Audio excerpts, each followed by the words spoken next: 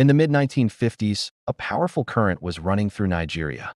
The land was rich, the people were ready, but true power was still held thousands of miles away.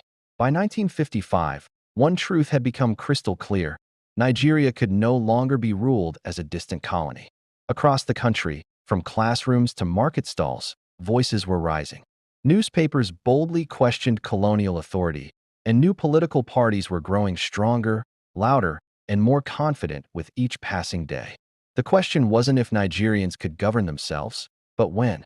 That same year, a group of Nigerian leaders traveled to London for the 1955 Constitutional Conference. This wasn't just another meeting. It was a defining moment, a showdown between an old empire and a new, emerging nation. Seated at those polished tables were Nigerian delegates, men carrying the dreams and hopes of millions back home. They didn't always agree on the details.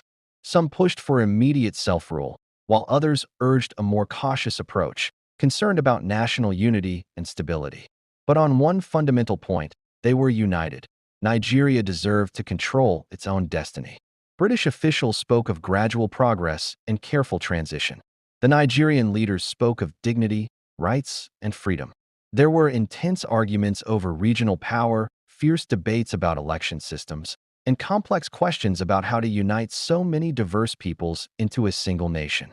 For the first time, Nigerians weren't just being talked about in the halls of power, they were being listened to, their voices shaping the future. The conference didn't deliver independence overnight. No new flags were raised, and no national anthems were played. But something profound had shifted.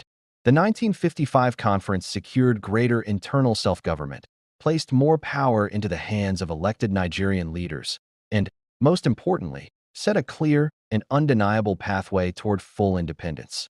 Britain had finally accepted the inevitable. Back home, the news spread like wildfire.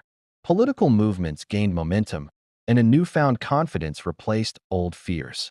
Nigerians began to see self-rule not as a distant, abstract dream, but as a tangible reality just over the horizon.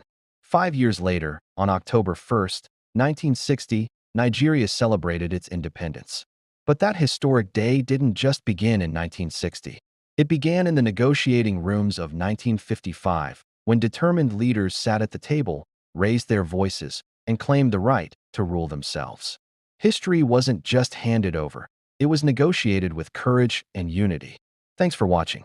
If you found this piece of history interesting, don't forget to like and subscribe for more stories like this.